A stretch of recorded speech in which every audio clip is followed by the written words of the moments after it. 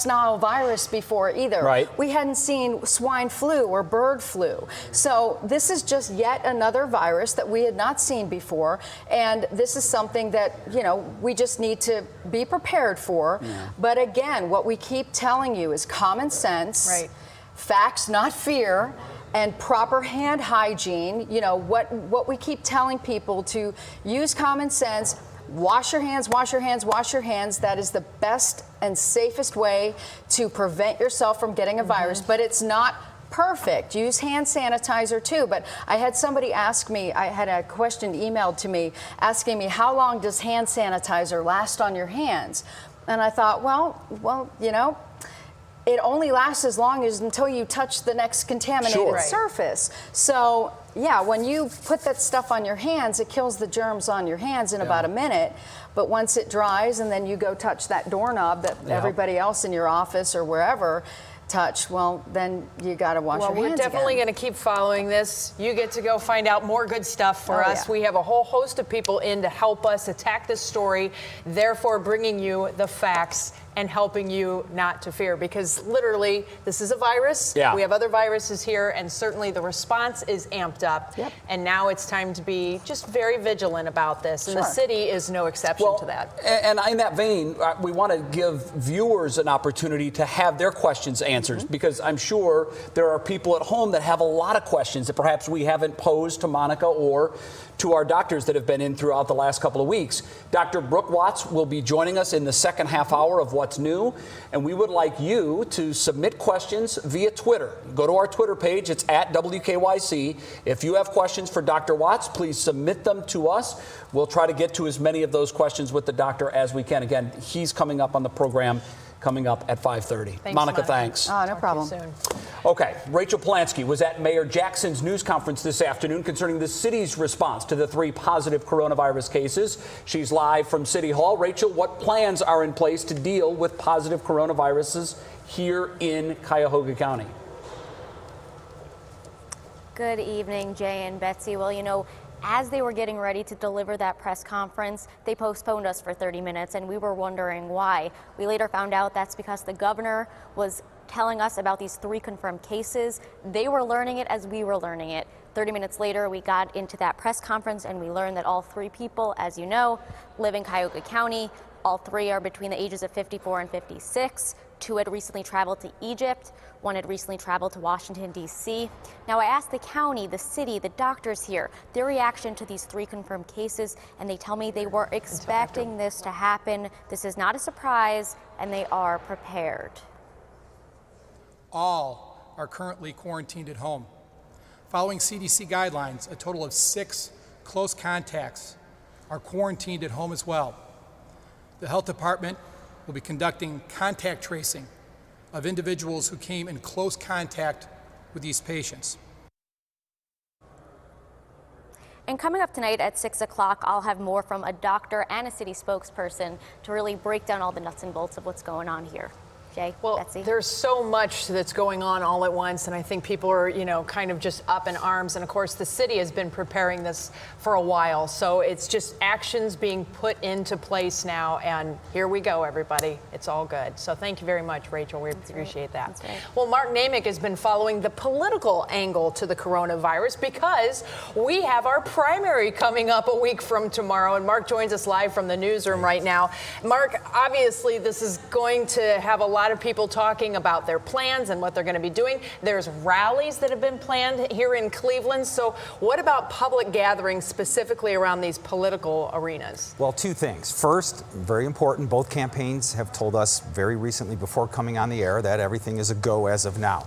Mayor Jackson said earlier it may come down to him making the decision, but he's not going to do it in a vacuum, that he will listen to the best advisors. You know, both Biden and Bernie Sanders have been asked over the last couple days about the virus, and they've said things like, hey, in a perfect world, maybe we wouldn't, but Bernie Sanders said, I got to run as hard as I have to right now.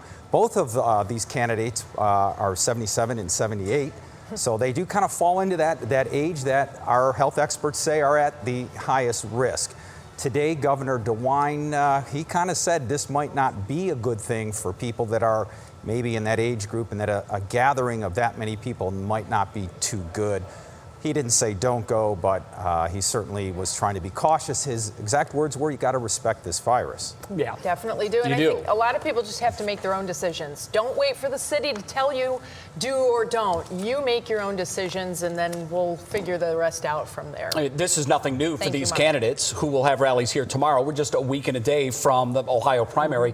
What's interesting is in the political arena, it's all about shaking as many hands as you can. Yep. Hopefully we don't see a whole lot of that here time for tomorrow. air high highs. fives, That's yeah. exactly right. Now, travel, obviously a major concern. As we said, all 3 cases here in Ohio are in Cuyahoga County, but they contracted the virus while traveling. 2 on the cruise to Egypt, and 1 was at the conference in Washington, D.C. Romney Smith joins us now. Romney, are there currently travel restrictions? If not, what are the travel recommendations? What do we need to pay attention to?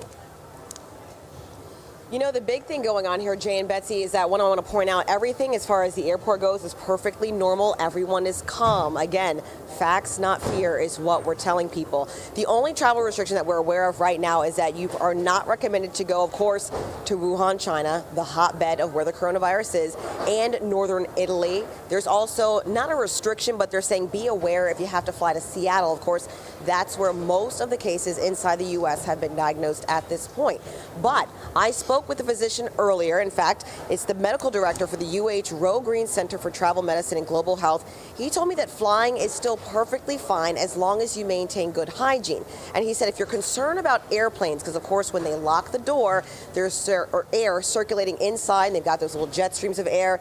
He said don't be concerned because you literally have to sit right next to someone with the coronavirus in order to catch it. So transmission of viruses on airplanes is pretty inefficient in that airplanes circulate their air frequently. They have really effective filters. So you need to be sitting next to somebody or sort of 1 seat away or to get it. And hopefully people that are coughing are not traveling. So there you go. The doctor said you'd literally have to be sitting next to someone. So hopefully that calms your fears if you have any upcoming business or personal travel. One other thing, I have been speaking to flyers here at Cleveland Hopkins International Airport. Everyone telling me is business as normal. They're using hand sanitizer, washing their hands, but they're not going above and beyond or doing anything different. So good to know everyone is staying calm here. Jay, Betsy? Thank you, Romney. So to Romney's point that you literally have to be sitting next to someone, we've heard from doctors and experts say that this literally is transmitted through the water droplets, that someone is either sneezing or coughing out. So I think that might dispel a lot of the fears because some people think, well, if you're in a metal tube and that air is being circulated, if one person has it, everyone on the plane is susceptible.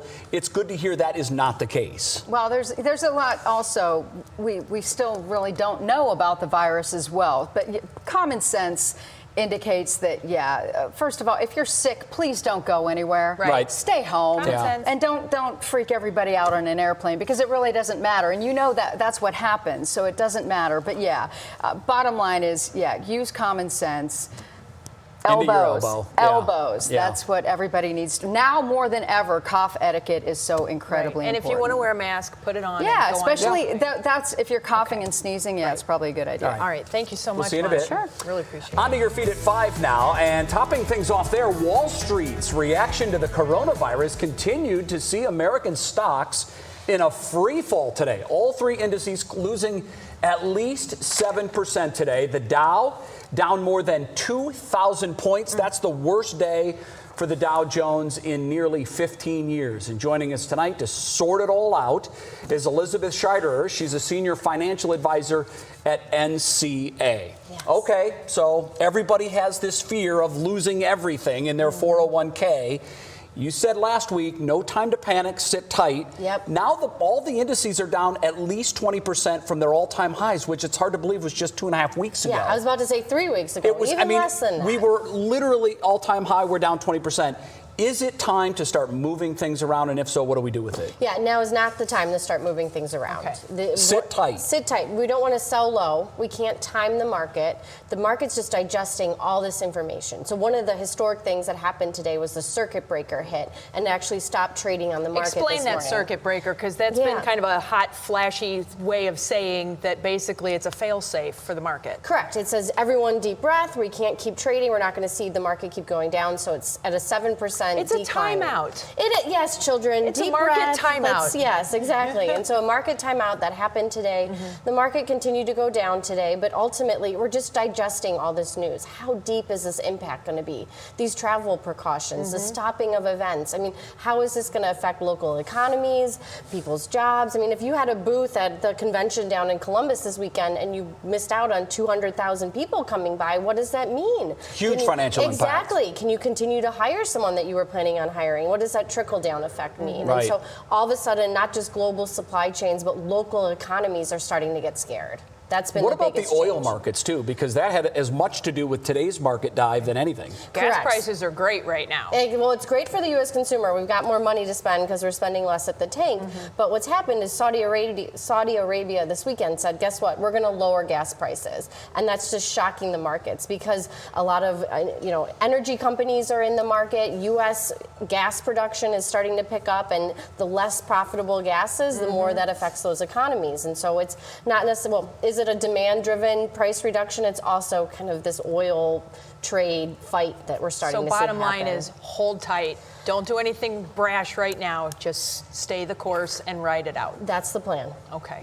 Sometimes that's all you can do. Right. And hope for an uptick. Hang on. Yes. Usually, you know the saying, what goes up must come down, and it goes the other way around, too. Exactly. So we'll see. Thank you Okay. so much. Believe it or not, there are other headlines making news this hour. Sarah Shookman is back from her vacation, and she's at the news desk now with some of the other top stories in the news. First of all, Sarah, welcome back. Great to see you again. Thank you. Good to be back. You guys have been busy. We have. Lots going on today. Well, we begin with Cleveland police continuing their investigation into a gun battle that killed one person and injured 17 others. This happened over the weekend during a party hosted by Omen's Motorcycle Club on Cleveland's east side.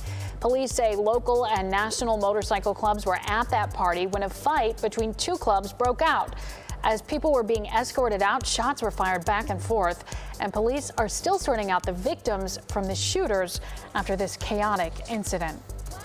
Well, the trailer is out now for the documentary series about LeBron James' I Promise School in Akron. The series will take an in-depth look at the first school year after opening its doors in 2018 as part of Akron Public Schools. LeBron James Spring Hill Entertainment is producing that documentary, and it's set to stream on the video service Quibi, which is new and launches next month. You all remember April the giraffe, right? Well, in Avon Lake, a trio of bald eagle eggs has the community watching a live cam almost as closely as we waited for April to give birth. This nest is outside of Redwood Elementary, and it's an annual favorite for people to watch and see when the eggs will hatch. All three of those eggs were spotted earlier this month. It takes about 35 days for eagle eggs to hatch, so we're expecting that means they should be hatching sometime in early April. And if you want to join in and watch the live stream, we've got that at WKYC.com. I'm going to start live belly stream about 35 days out. We're waiting. We're watching. We are not there yet, folks. No, We not quite are just a little more than 2 months away, though, if my math is right. That is true. Yeah. All right. We're getting close. Yep. We'll be able to watch it right here on Channel 3, and we'll be watching. All right. Thanks so much, Sarah. Thanks, guys. We have traffic, weather, and more coming up when we return.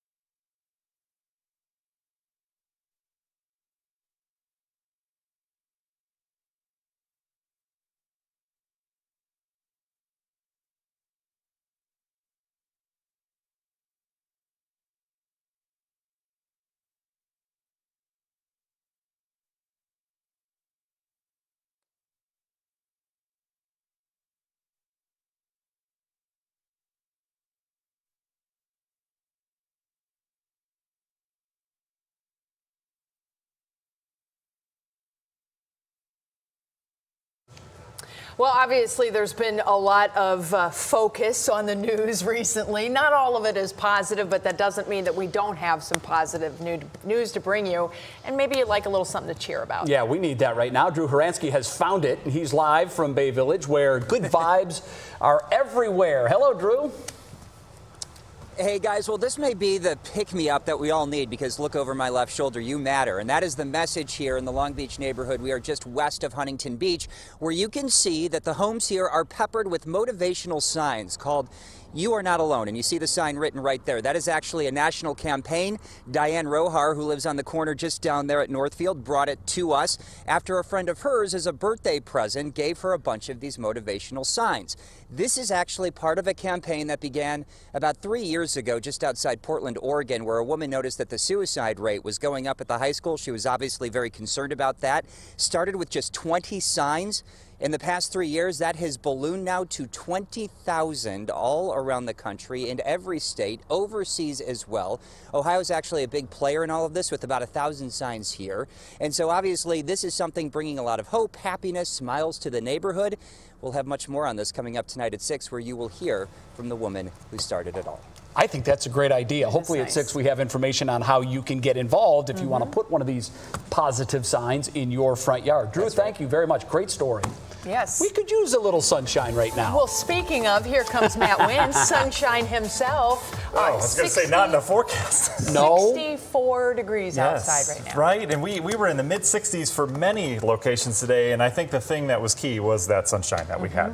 Definitely. All right, We very got good. a word of the day. Well, it was going to be sunshine. I That's think that's it was easy. I thought it would be finally. easy for you to fit it in. Finally a weather word, We yes. like it. I wanted to give you a break today. Well, of course, I appreciate that with all the rain on the way, Jay. Yeah, we'll right? find some of the forecast. You'll have to wait for the 7-day. All right, let's talk traffic first. Not a whole lot of slowdowns going on outside of the norm, but we do have two to speak of. This is I-90 eastbound at Route 306. That's a Menor exit. We've got an accident slowing traffic down about 2 miles. And then down to the south, Route 8 south is a mess right now. I was looking at some of the live cams. It's basically stop and go traffic, but more of the stop. This starts at Graham Road and heads all the way into the interchange with 76. So keep that in mind if you got loved ones on the roadways, but weather is not an issue here tonight. We've got temperatures, as Betsy mentioned, well into the 60s. It is a spring-like afternoon. We strung together 2 days of this, all courtesy of a south wind that continues to gust over 20 at times. The clouds, yeah, they've increased. We've got that system moving in from the west. This will spread some rain into the area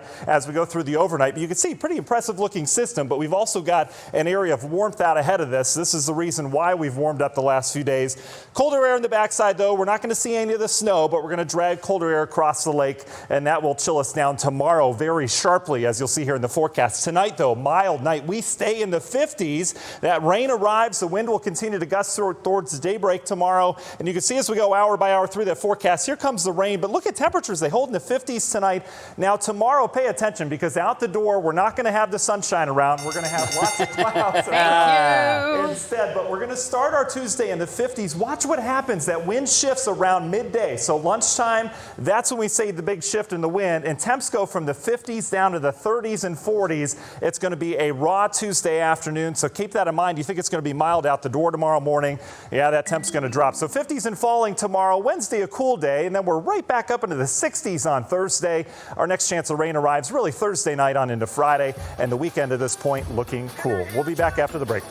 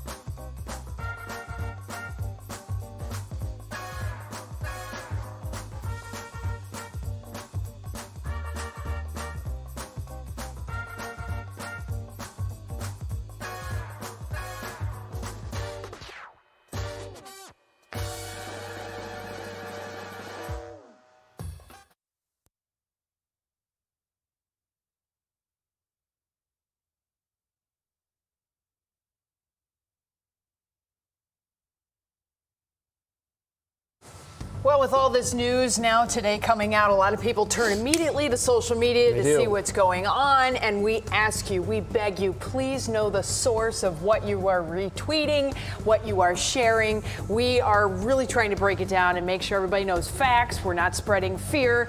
And obviously, there's been a lot of people looking for good facts, and that's what we've been providing for them. Absolutely. We're using the hashtag Facts Not Fear, so you can follow that if you're looking for our continuing coverage about this. So we just learned within a couple hours that there are now 3 confirmed cases of coronavirus in Cuyahoga County.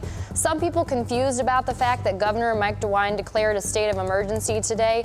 To let you know, as he tweeted, that is to allow state departments and agencies to work together to respond to this. Now, people have mixed emotions about this, with some people thankful that the governor is taking quick, decisive action. We've seen that kind of a reaction coming through on social media. And as you know, all 3 cases are here in Cuyahoga County, right here in Northeast Ohio, which understandably has many of our viewers worried. But again, we are focused on hashtag Facts Not Fear, so we follow that for our continuing coverage. You know, others, however, are focusing on the numbers. And as we said, it is 3 cases, so that leaves them a little bit less concerned, comparing that to the many flu cases and deaths we've had so far this flu season, just since October. Now, this morning, President Donald Trump tweeted out thanking Vice President Mike Pence and the coronavirus task force, saying they're doing a great job. This was not related to this news. This was earlier this morning. This is despite a shortage of testing kits and reports that Trump did not take the advice of health officials with regards to travel recommendations for older Americans. So Senator for Vermont Bernie Sanders sort of replying to that a little bit earlier. As we know, he'll be here tomorrow in Cleveland along with former Vice President Joe Biden. Sanders was criticizing Trump for saying that he has a natural ability to handle a viral outbreak. Again, that was this afternoon in Detroit, not directly related to the reports here in Cuyahoga County. Now, to get the very latest coverage on the coronavirus, you can text the word FACTS to 216-344-3300. That'll send you a link to everything you need to know and the most up-to-date information we have here in Ohio. All right, please, to all politicians, don't politicize this. That's nonsense. And quickly, I'm hearing bad news on the negotiations between Frankie and the Indians on that contract extension. Anything to that story? Yes, according to The Athletic, those negotiations have actually been suspended at this time. They've been set aside. The reason that they're giving is to focus on the upcoming season. But Lindor has said, according to other reports, that they are not coming anywhere close to the number he needs to stay in Cleveland. Yeah, none of that's good. None of that's good for Frankie's long-term future in Cleveland. Steph, thanks. We appreciate it. Still to come on What's New, we're going to have a doctor on set with us. We were asking you to send questions to our Twitter handle. That's at WKYC. Send us questions. We'll try to get answers directly from the doctor when What's New comes right back.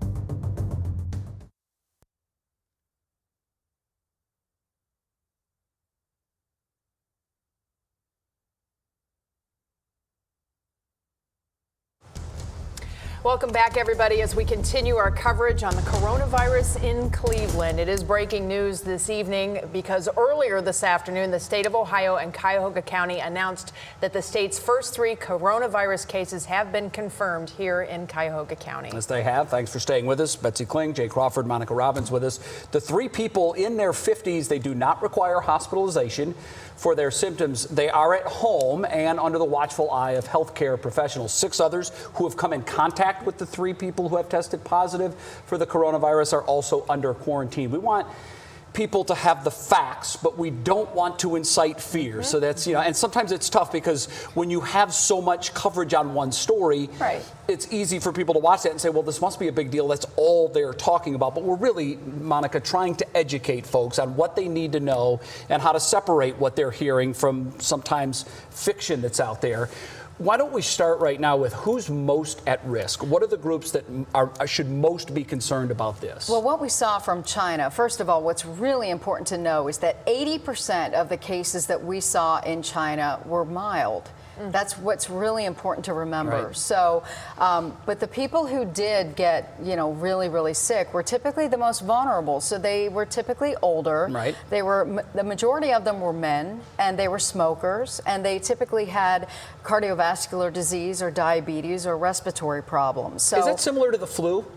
The same people that are susceptible to the flu? Typically, yeah, because it's a respiratory illness, Right. and it attacks your respiratory system, and then it turns into pneumonia, and that's typically, if your body can't handle those symptoms, it will shut down. So very similar to flu, but it's not flu, and I think that's very important to remember. Well, we had the first tests for coronavirus in early February with the 2 students who were down at Miami University. The state of Ohio has been watching. They've been testing people in the background. We've been reporting that. So there's been all of our news coverage and all of our stories focusing on other places. The only difference is now it's here. Yep. And that doesn't change anything about washing your hands or, using common sense and being smart about how you interact with people. Don't shake hands and all that stuff. And ideally, we should do this every flu season. And we have a vaccine for influenza, and people should get that vaccine because we can protect ourselves from that. But what's important to remember about this is it's new, and our bodies don't have immunity to it yet. So what we have to remember is that our best prevention is, again, common sense. So don't touch your eyes, don't touch your nose, don't touch your mouth. Why? Because that's the portal that helps viruses get into your body. So if your hands are contaminated, you're just opening the door by touching your face. And again, that's why we keep telling you to wash your hands. If you don't have access to soap and water, use hand sanitizer. And then don't touch things that are commonly touched by the public. Right. If you can avoid it. Handrails, doorknobs. I mean, I know it's difficult, but if you can, use your sleeve to Sanitize it up. open. Right. Yeah, or elbows Back or into a feet. door. Yeah, whatever you can do to avoid touching public surfaces. It's ideal. Somebody had emailed me saying we should all go back to wearing gloves. Great idea. But then you touch the glove to your face. Exactly. What's the difference? Yeah. So that while it's a great idea, it doesn't necessarily work. Yeah. And that's part of the issue. But again, common sense rules here. Yeah, Very definitely. good. Well, thank you so much, Monica. We're going to have our doctor coming on in just a couple minutes to answer some more questions. And a lot of people have been very concerned about sanitizer and wipes and all that stuff and running out and whatnot. But there is a way to get around all of that, certainly. And if there's no sanitizer, it's no problem. New York State is dealing with the shortage by making its own. They have been using a state-owned business to make more than 100,000 gallons of it a week. It's called NYS Clean, and it's made in the prison system. Then it's distributed to schools, government offices, and corrections facilities. New York now has 142 coronaviruses, but they are certainly keeping on top of that. And by the way, their recipe is very similar to ours, the one that we showed how to folks to make on Friday. Aloe vera and alcohol of at least 60%. The stronger, the better. Just ahead of rush hour, RTA began a new policy cleaning each bus and train. They're doing this every 24 hours. They will use a CDC-approved cleaning agent on all touchable surfaces, addressing concerns about preventing coronavirus. So you can breathe easy on that front. Right. And tonight, there's an NBC exclusive of a suburban Chicago man speaking out about how he overcame coronavirus. Tom Panona had traveled to Cleveland just weeks before he became infected. Do you remember he contracted that? it. Right Yeah, at the end of January. We had that story here.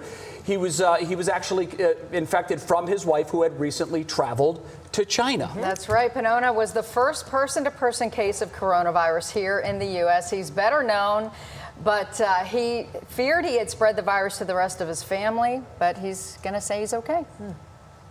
I was scared that I gave it to them because I spent some time with them during that incubation period. Tom Panoha worried he had spread the coronavirus to his son and grandson before realizing he was contagious. Tom got the virus from his wife, who flew back to Chicago in January from Wuhan, China. About 5 days after she got back, she started to complain about nausea. Tom and his wife went into isolation in this Hoffman Estates hospital after they tested positive for coronavirus. It was less than having the flu for me. But his son David worried about his dad's health problems. I know my dad also already had respiratory issues, so I was very scared. I was very scared. About a week later, David's son Kai came down with a 102-degree fever, so they rushed to the hospital. They wouldn't let me out of the car. They just picked up the baby, took my partner, and told me to go home and keep my door shut. David's partner and son were quarantined inside Lurie Children's. David was allowed in 24 hours later. They had to clear an elevator for me to get into the hospital. They took every precaution not to get anybody sick. David and Kai never got coronavirus. Tom and his wife are better now and cleared of the virus. I was very happy. I love this guy a lot. All right, well, now we bring in our doctor, Brooke Watts from Metro Health System. She's the Chief Quality Health Officer, or the Chief Quality Officer for the system, an internist, so you take care of people once they are in the hospital. There are so many questions people have, but we keep getting the same questions coming back. So we're going to kind of start from the beginning. If you are positive for coronavirus, this is coming off of our Twitter feed, besides staying quarantined, how or what do you take at home to help recover? Sure. So the coronavirus, or COVID-19, which is the official name for this virus, is like any other virus. It causes common symptoms like fever. Sometimes people have respiratory symptoms as well. So if you're at home with this sort of thing, it's the same kind of things you'd think about with the flu. You know, what are the things that make you feel comfortable at home? What are the things that you and your family like to take when you have a bad respiratory virus? Right. These are the sorts of things we're talking about. Okay, stay hydrated. Yes, it's always Mom's a great thing, one. Sprite. Right, the Sprite things your and grandma toast. told you. One of the questions that we had submitted to the Twitter page was very interesting because I've heard this asked a lot. How long can the virus live outside of a human? Yes, this is a question that we're all trying to get a good answer for. You know, in general, we like to think that viruses can't live very long, and certainly the kinds of cleaning products that we're all used to hearing about during flu season are usually very helpful. But this is evolving very fast, and I think for all of us, we're still learning and understanding how long exactly this virus is. There a typical length of time that a virus can live on surfaces or outside of the human body? It's a great question. It really depends on the virus and the types of surfaces. What's the long end of it? Oh my gosh! Don't go there. We don't want to speculate. Yeah, right. Viruses are amazing things that cause a lot of different kinds of challenges and problems, right? So the things we know are that we should do the things we usually do to keep ourselves safe, right? We're not kidding about washing our hands. This really is something that we can all do to help keep ourselves and our communities and families safe.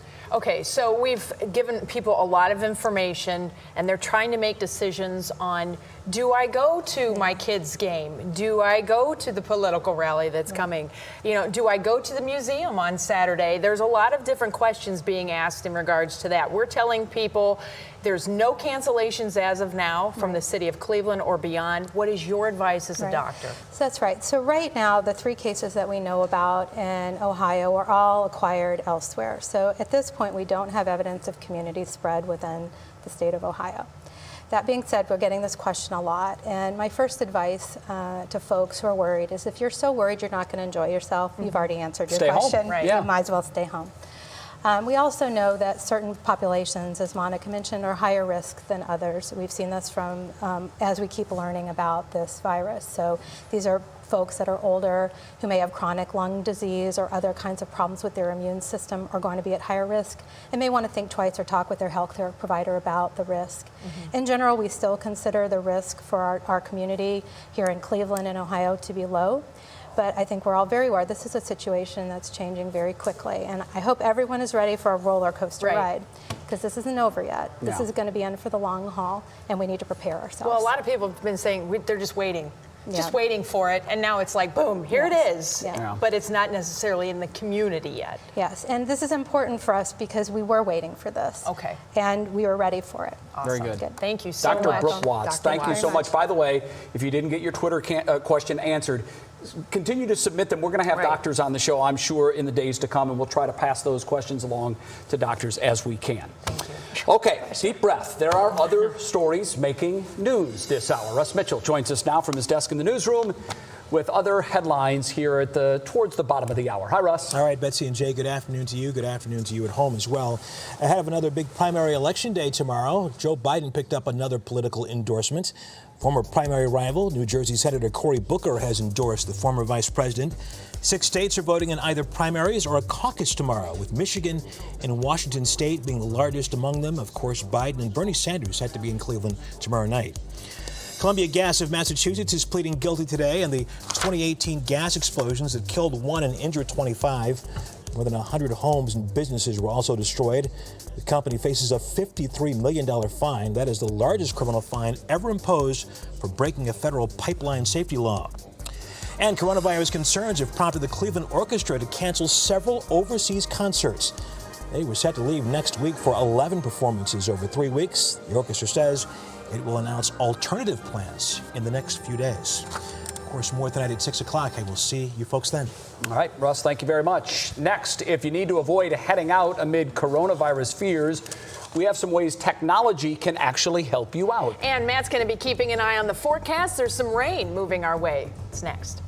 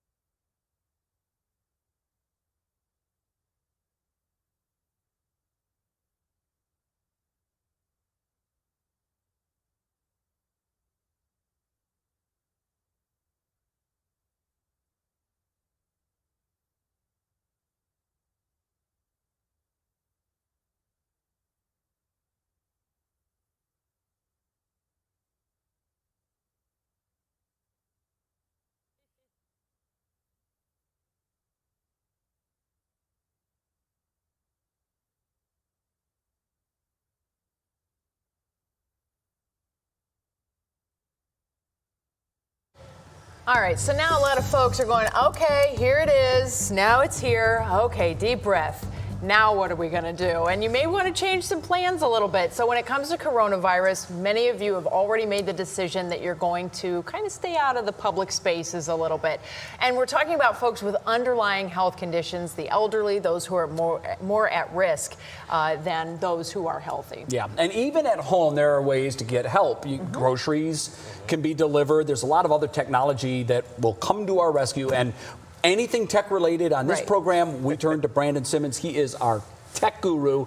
How can technology actually help people not go out? Yeah, technology to the rescue all the time, right? Well, first one I do want to mention, though, CVS, this is not even tech related. They've already announced that what they're going to do is waive delivery fees for people who need it. So if you have a prescription that you need and you know that you can't leave the house because you have one of those underlying conditions that you talked about, or because you're elderly, or maybe you're just nervous about going out in general, we talked about just staying in, that's okay. And CVS is going to waive those delivery fees and make sure you get it to you. I didn't even know they delivered. So yeah, I know. That was kind of news to me, too. I would think they're going to be overwhelmed with people that are going to use this now to say, well, deliver my prescription for free. They'll catch up. I think you're right about that. But yeah, they will catch up over time. And they're also allowing you to waive the early refill. So if you have refills that only go 30 days, they're saying you can go and pick up 60 days worth or 90 days worth. So that way you have some of those things in advance. And one of those apps that we talked about, now aside from CVS, we have Postmates and Instacart. Both of them have announced new options to leave the delivery at the door.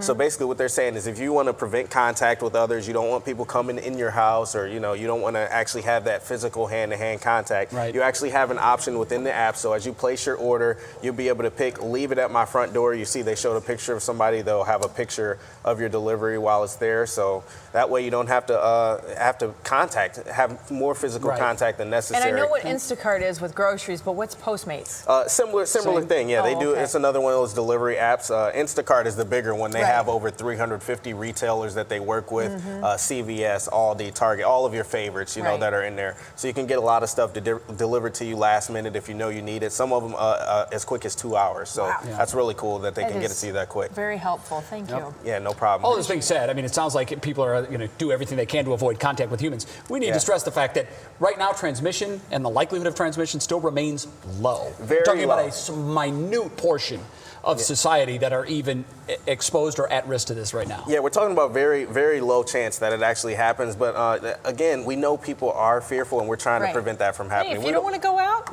you make your decision. That's right. Don't worry about what anybody else thinks. But those delivery drivers, they're getting worried too. So that may be a problem, as you said, where if Grubhub, Uber, all of these different companies who do delivery services, if their drivers decide, hey, we want to stay in too, that's where these services start to run into problems won't be able too, to keep up. where they won't be able to keep up. So honestly, we really do want you guys to leave this to people who really have those underlying conditions, people who are elderly, who really have a reason to stay inside.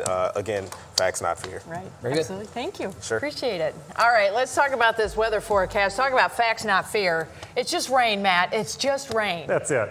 We call that March around here, okay? Exactly. Look at the sky cam right now. The clouds have really thickened up over the last couple hours. This is in advance of our system coming in. Now, we had the snowflakes on Friday. We had 60s over the weekend, mid-60s today. Let's spin the old weather wheel, see what Mother Nature has in store tomorrow. Heat wave, no. 80, no. Lake snow, no. 55 and falling temps tomorrow. Doesn't that sound just great? This honeymoon's going to be over with the nice temperatures we've had. These are your official highs today. Cleveland, Akron, New Philadelphia, 67 degrees officially. Not records, but we're getting there. Youngstown at 66, Mansfield 64 today. A mild day will turn into a mild night across northern Ohio. We're still in the 60s. I think we're going to hold in the 60s throughout your evening. The rain hasn't hit yet, so if you want to head out for a walk or perhaps a run this evening, you're looking A-OK. But that wind is brisk out of the southwest. That's what's keeping us warm. These clouds will help to kind of insulate us overnight as well. Closest rain showers out towards Toledo. I doubt some of that's hitting the ground. We've got very dry air in place. This is definitely hitting the ground. Back towards Chicago, stretching down towards St. Louis. That's the wave of rainfall that'll move in here overnight tonight through your Tuesday morning and midday. We've got some cold air, nothing bitterly cold on the northern side, but you can see the push of warmth out ahead of it, the cold air behind it, and that will sink in here and turn our wind direction around. Remember, I always say wind direction is just key this time of year, and that is going to shift things around tomorrow. So no problems tonight. You see the clouds increase increasing. We'll have showers overnight tonight from west to east in the 50s tonight. How about that? Windows open this evening. Maybe you want to shut them before you go to bed, though, with that rain moving in. You can see the rain here as we go hour by hour through that forecast, moving in 1, 2, 3 o'clock in the morning for the Cleveland down towards Akron corridor. And notice tomorrow morning rush hour not looking good. We've got some showers around, could be moderate to heavy briefly at times. We're in the 50s to start your Tuesday. Here's that temp crash, though. The wind, notice, shifting out of the northwest. Lake water temperatures around 34 degrees. That will send our temps from the 50s down into the 40s, even 30s lakeside in the afternoon. Just kind of a raw afternoon, but thankfully it'll be short-lived. Universal Windows Direct 7-day forecast, 48 for a high on Wednesday, cooler. Thursday, we're back up into the 60s with some warmth. The next shot of rain Thursday night and Friday, and that weekend looking kind of chilly at this point, but seasonable. We'll be right back.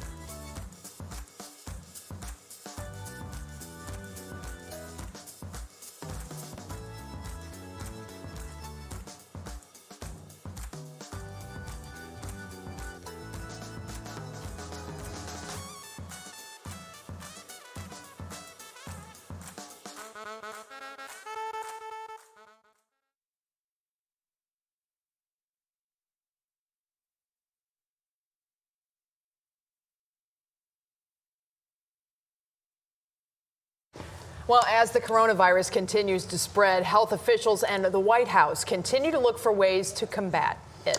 Close to 600 people have tested positive across the United States. More than 20 have died. NBC's Jay Gray has more.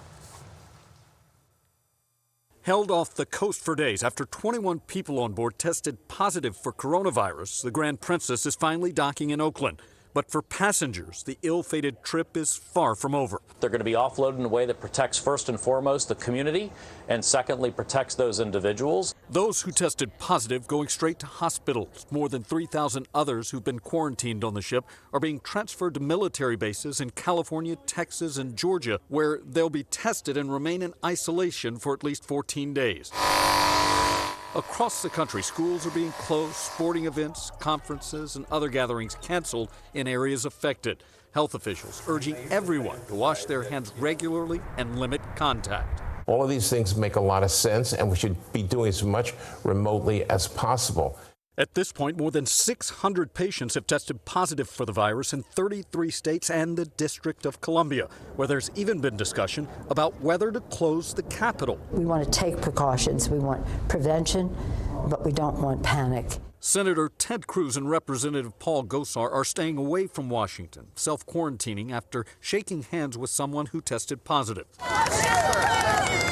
Still, President Trump continues his hands-on approach, promising continued vigilance while seemingly downplaying the fallout, including the plummeting markets, blaming a back and forth between Saudi Arabia and Russia over crude prices and the fake news for the drop, writing, "Nothing is shut down, life and the economy go on." Though for many, it goes on with concern and caution. Now, the president is being briefed on possible stimulus options as the virus continues to spread, including paid sick leave. Jay Gray, NBC News, Washington. Lots of stuff still to come for everybody in regards to information on the coronavirus. We have more coming up.